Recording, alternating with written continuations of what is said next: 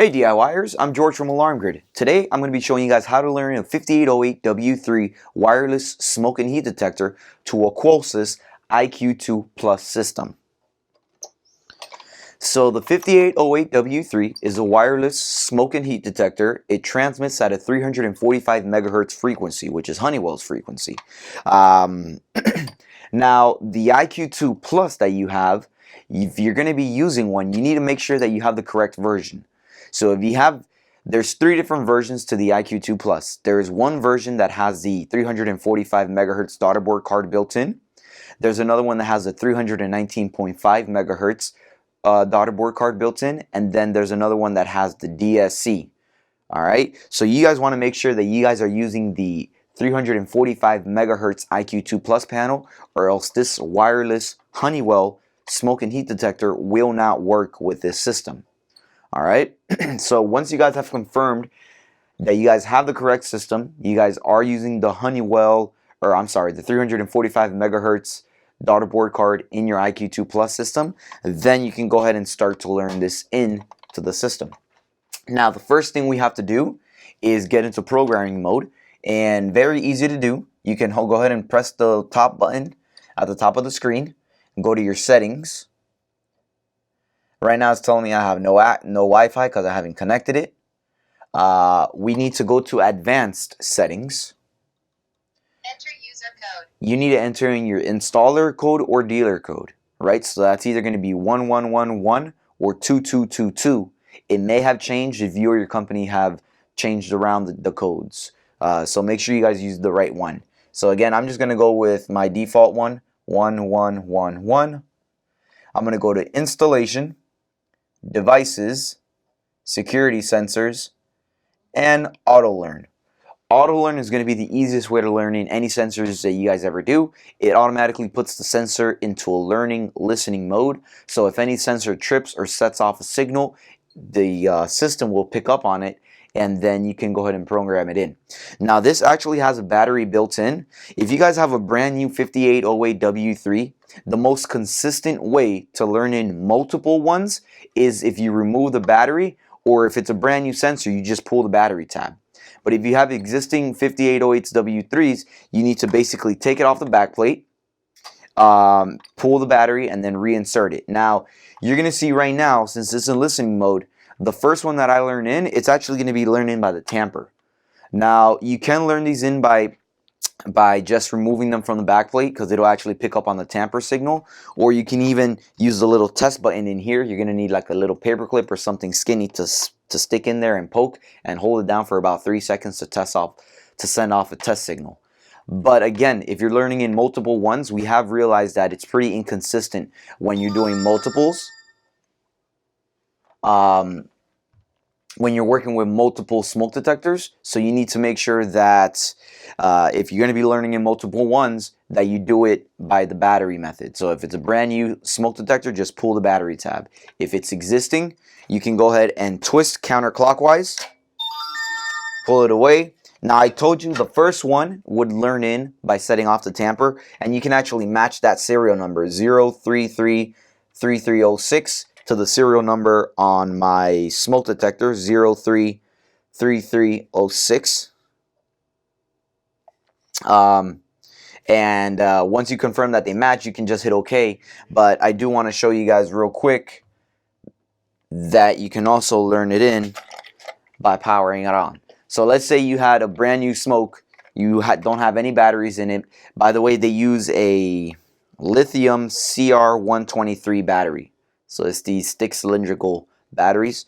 Again, you stick the battery in according negative in first, positive side last. Once you power it on, it should pick up on the signal. Give me a moment. And again, it picks up on not just the tamper, it also picks up on powering the sensor up. That's going to be the most consistent way of doing it. So make sure that you guys are doing that if you guys are working with multiple smokes.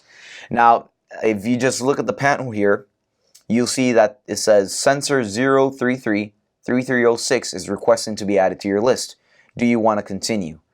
This is the same screen we had last time, so just hit OK. Again, if you guys want to confirm, you guys can take a look at the serial number right up the very top and match it to the serial number that's on the smoke. After you guys have matched the serial number on the smoke, you're going to go ahead and make sure that the loop is set to 1. If it's set to anything else, make sure you always set it to 1. So loop, you want to make sure you leave it as 1. For the sensor type, it is not a door window.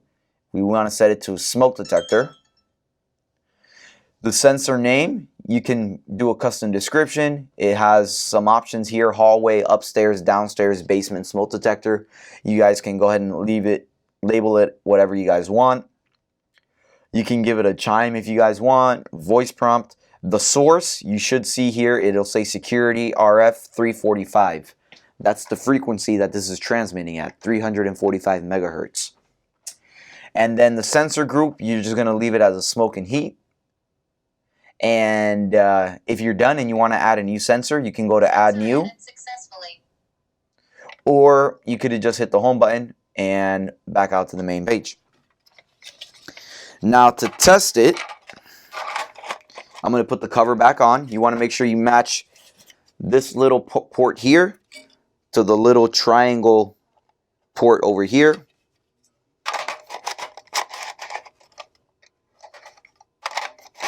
Should fall right into place. Twist clockwise, locks it in.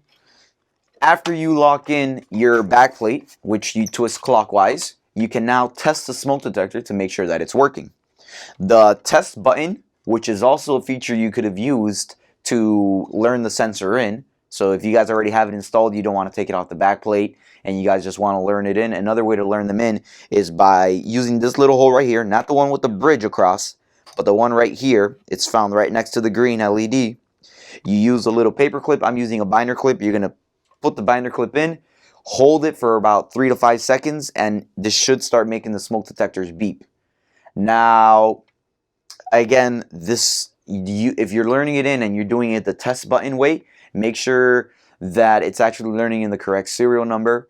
And again, the most consistent way of doing it is by removing the battery or pulling the battery tab and reinserting it.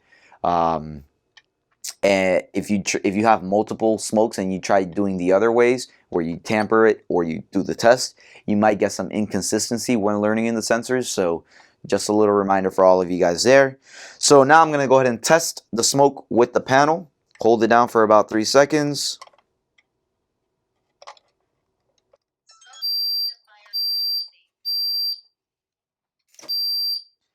As you can see, I'm getting the alarm. I'm just going to go ahead and clear it. I can silence it if I want.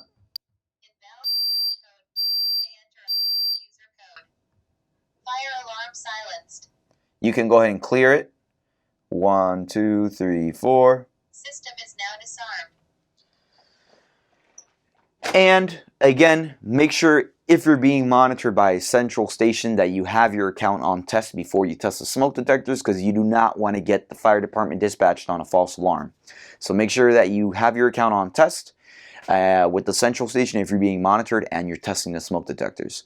So that was just a quick video on how to learn in the 5808W3 wireless Honeywell smoke and heat detector to a Qolsys IQ Plus panel. You need to make sure you guys have the correct version, the one with the 345 MHz Daughterboard card built in. If you guys have any questions at all about how to get the system programmed in or how to test it, feel free to email us at support@alarmgear.com. If you found the video helpful, make sure you hit like underneath, subscribe to the YouTube channel, and enable notifications so whenever we upload new content, you guys get notified. I'm George, and I'll see you guys next time.